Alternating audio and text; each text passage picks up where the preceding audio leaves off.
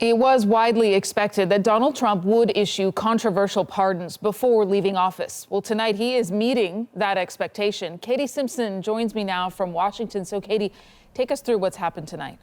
President Donald Trump is helping out his allies and family. Trump announced full pardons for 26 more people, including Paul Manafort, his former campaign manager, who was found guilty as part of the Mueller investigation, and Roger Stone, his longtime associate, who also faced charges out of that same probe. Charles Kushner is another name that stands out. He's the father of Jared Kushner, Trump's son-in-law and advisor.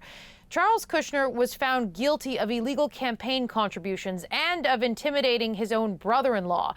Kushner set his brother-in-law up with a prostitute and filmed the encounter to use it as leverage to convince his brother-in-law not to testify against him.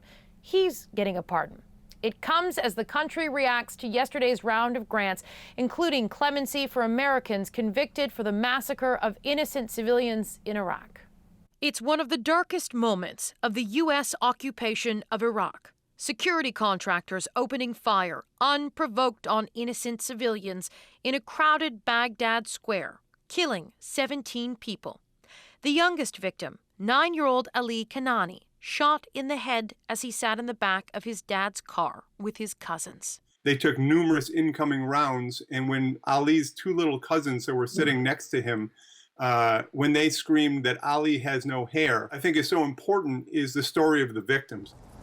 The guards hired by Blackwater Security were found guilty of a range of offenses, but yesterday, all 4 were granted full pardons by the president, sparking outrage. People who kill innocent civilians in a theater of war, they get a pardon. They're heroes on Fox, I guess they get a pardon.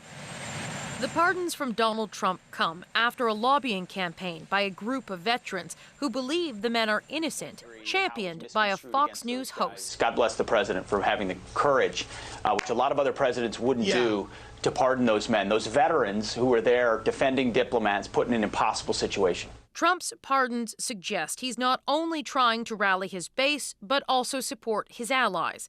The owner of what was then known as Blackwater Security is also the brother of his education secretary, Betsy DeVos. Fresh fears are now emerging this will hurt the U.S. military's reputation. Once you have a series of pardons that goes out for war crimes, then the rest of the world begins not to trust us. They believe that we act with impunity in a place like Iraq.